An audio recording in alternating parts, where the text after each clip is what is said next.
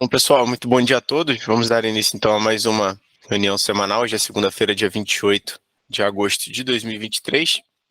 Como de costume, a gente sempre começa falando primeiro do cenário local. A gente teve uma semana que foi marcada por bastante volatilidade aqui na nossa bolsa. Temos o Ibovespa fechando sua primeira semana positiva no mês de agosto. A gente teve um resultado de 0,37% positivo na semana, cotado a 115.837 pontos. Os ativos brasileiros foram afetados principalmente pelo cenário externo, com forte movimento nas taxas de juros de títulos globais, além de terem negociado os últimos dias no aguardo do discurso do presidente do Fed. No campo doméstico, o IPCA 15 e a aprovação do novo arcabouço fiscal também movimentaram os mercados. No cenário local, os mercados chegaram a reagir positivamente à aprovação da proposta do novo arcabouço fiscal pelo Congresso. A Câmara dos Deputados manteve algumas mudanças feitas pelo Senado, como a exclusão do Fundo de Desenvolvimento da Educação Básica e do Fundo Constitucional do Distrito Federal do limite de gastos, enquanto rejeitou outras alterações como a exclusão dos gastos com ciência, tecnologia e inovação do limite de gastos e da provisão para aumento de gastos condicionados referente à diferença de inflação acumulada de 12 meses, de dezembro de 2022 a junho de 2023. Na sequência, o texto vai agora para a sanção presidencial. Porém, na sexta-feira, os ativos brasileiros voltaram a ser pressionados pelo IPCA 15 acima do esperado, e também pela tão aguardada fala do presidente do Fed. O IPCA 15 avançou 0,28% no mês contra mês, acima das expectativas do mercado, que eram de 0,16%. Na variação de 12 meses, a inflação subiu para 4,24%, de 3,19% em junho. Além disso, pesou no mercado o discurso mais duro do Jerome Powell no simpósio de Jackson Hole, no qual ele reiterou que as taxas de juros nos Estados Unidos poderiam continuar subindo caso necessário. Olhando agora para os dados internacionais, chamou a atenção a alta das taxas de juros globais, com os investidores aguardando mais sinais sobre a política monetária dos Estados Unidos. As taxas das Treasuries de 10 anos chegaram a atingir o maior nível desde 2007 no início da semana, impulsionado por uma combinação de fatores. Dados ainda sinalizando resiliência da economia americana, preocupações com a situação fiscal após as recentes revisões por agências de crédito, expectativa de que a política monetária pode continuar em níveis restritivos, além de uma discussão sobre o patamar de juros neutro. Já o IFIX, nosso índice de fundos imobiliários, ele apresentou queda de 0,39% na semana.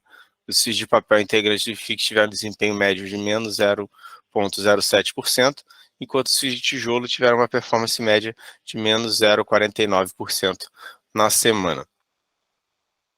E na parte de moedas, o dólar voltou a fechar em queda frente ao real, com uma desvalorização de 1,98% na semana, cotada a R$ 4,87.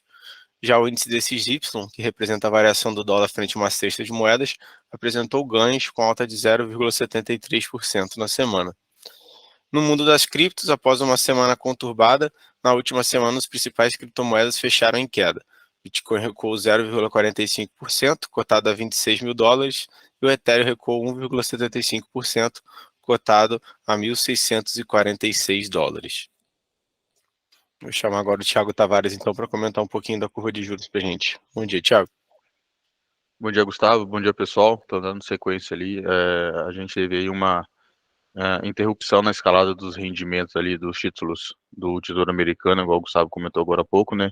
Onde abriu um espaço ali para uma semana de alívio no mercado local, que ao se juntar também ali com as perspectivas da votação do arcabouço fiscal ali na Câmara dos Deputados e a própria divulgação ali do IPCA 15 na sexta-feira, contribuir ali para uma retirada de prêmios ao longo da curva, né? Então vocês podem ver ali que a semana todos os vértices ali teve um fechamento, né?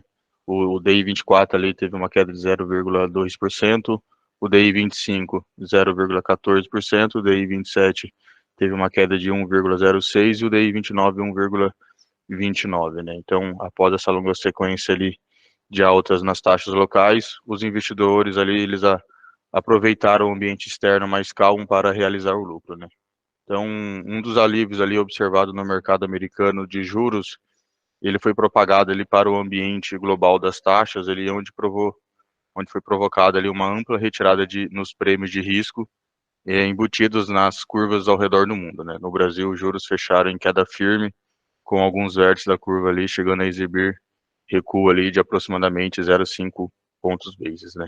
Após uma longa sequência de altas nos rendimentos dos treasuries, que acabou provocando ali um movimento coordenado de aversão ao risco nos mercados globais de juros e moedas, as 4 últimas sessões ali foram marcadas por alívio e uma reversão parcial da dinâmica altista nos juros americanos, né?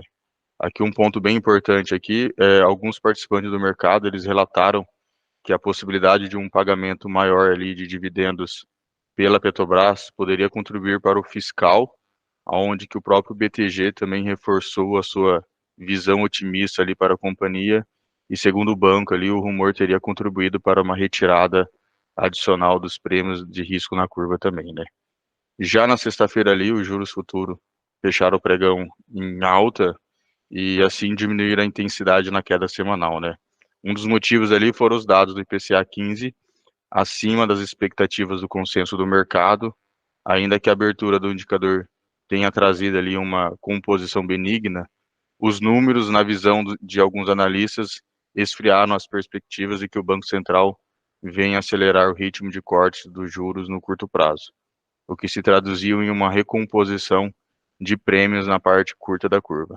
O IPCA 15 ali, para quem não sabe, subiu 0,28 no mês de agosto, ante julho, um número bem acima da mediana da expectativa do mercado, que era de 0,16 para o mês, né? O número também ficou acima do teto de projeções, que variava entre 0,10 e 0,25.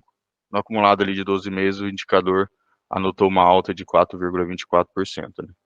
As taxas futuras também sofreram pressão do exterior, né? À medida que os agentes globais receberam o discurso ali feito pelo presidente do Federal Reserve, o Fed, no simpósio anual de Jackson Hole, com alguma cautela, né? Mesmo assim, todos os vértices dos juros futuros fecharam a semana em queda. E na agenda semanal ali, a gente tem 2 eventos importantes ali. O primeiro será o PIB do Brasil, né? E depois o payroll dos Estados Unidos, são destaque da semana. Na sexta-feira ali será divulgado o PIB do Brasil referente ao segundo trimestre, às 9 horas, né? Os agentes econômicos ali monitoram o indicador atentamente após o resultado do primeiro trimestre surpreender e apresentar crescimento de 1,9 frente aos 3 meses anteriores, né? Impulsionado principalmente pelo desempenho da agropecuária. E o destaque no exterior fica por conta do mercado de trabalho, com a divulgação do payroll de agosto dos Estados Unidos na sexta-feira às 9h30. Ele é um dado, um dos mais observados pelo Federal Reserve na decisão da taxa de juros, tá bom? Obrigado, Gustavo.